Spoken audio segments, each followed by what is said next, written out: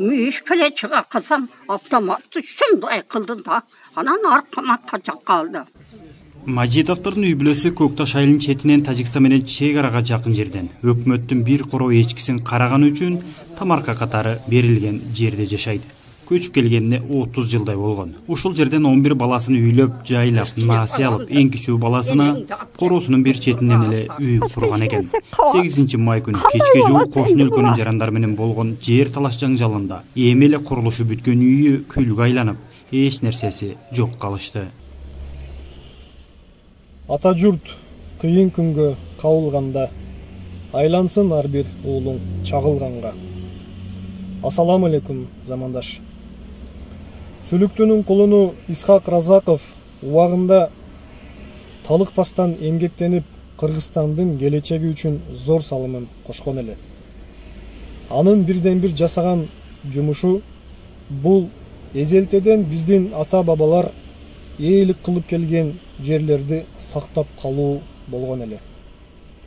Ал эми биз эмне кылып койдук? Жаныбыз менен барабар болгон ак мөңгүлөрүбүз, аска зоолорубуз, талааларыбыз ордунда элеби деги.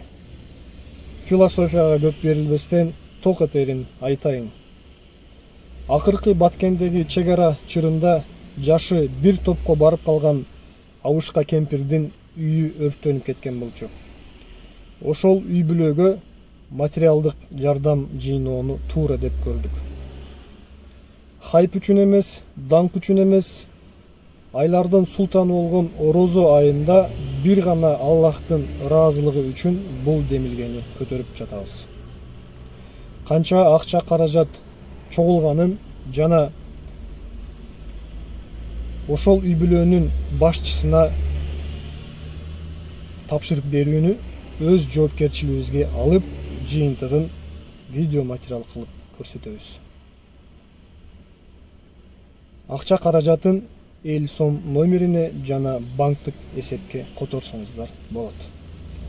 Алдын ала кылган жакшылыктарыңызды жана кармаган орозоңуздарды Аллах кабыл кылсын.